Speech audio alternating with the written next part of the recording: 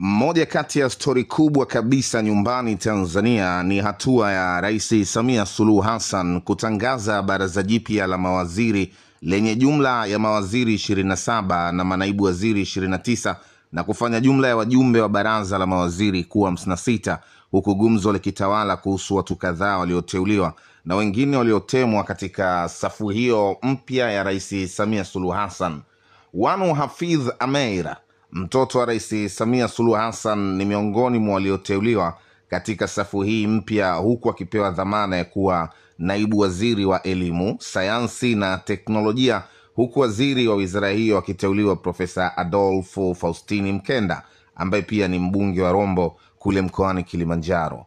Wanu ambaye mwezi uliopita amechaguliwa kwa kuwa mbunge wa jimbo la Makunduchi mkoa wa Kusini Unguja huko Zanzibar, amezua gumzo na kujadiliwa sana mitandaoni na kwenye vyombo vya habari vya ndani na nje ya nchi. Sasa ni nani hasa huyu Wanu Hafidh Ameir?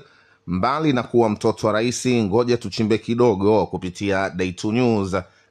Karibie. Wanu Hafidh Ameir ambaye sasa ni naibu waziri wa elimu, sayansi na teknolojia amezaliwa tarehe 9 Februari 1982 na tunafahamu ni mwanachama wa Chama cha Mapinduzi CCM, akisoma elimu ya shule ya msingi katika shule ya msingi Mwanakwerekwe B Primary School kati ya mwaka 1990 hadi 1996. Sekondari akasoma pale Kawanda Secondary School kati ya mwaka 1997 hadi 2000, wakati sekondari ya A-level akasoma hapo hapo Kawanda Secondary School mwaka 2001 hadi mwaka 2002. Shahada ya cheo cha kazi, yani Certificate in Forcev Institute 2005 hadi 2006, kusaidia kazi za sheria zinaitwa legal assistance. Diploma Center for Foreign Relation, kozi ya uhusiano wa kimataifa na utawala wa diplomasia mwaka 2007-2008, akimaliza masomo ya sheria pia mwaka 2018 kupitia Chuo Kikuu Huria cha Tanzania.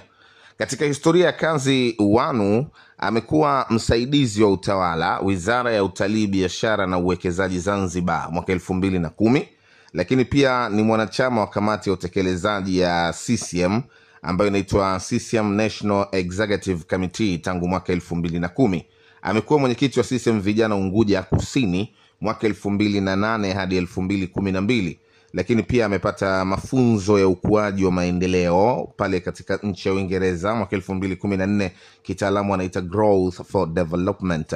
Ana cheti cha uandishi wa sheria, na izungumzia Legal Drafting Zanzibar Law Resource Center mwaka 2013 akiipata, pamoja na mafunzo ya uongozi Leadership Development chuo cha uwakilishi 2013 akipata mafunzo hayo. Kozi ya kompyuta pia amesomea pale Karume Technical Institute, na hayo ama hii ndio unaweza kusema ni CV yake iliyochanganyika pia na historia, na ndo mambo jinsi ya livyo. Waziri ambaye amepata umaarufu akitokea katika wizara ya elimu akiwa naibu waziri, Wanu Hafidh Ameir ambaye ni mtoto wa rais wa Jamhuri ya Muungano wa Tanzania Samia Suluhu Hassan. Hii ni Day 2 News.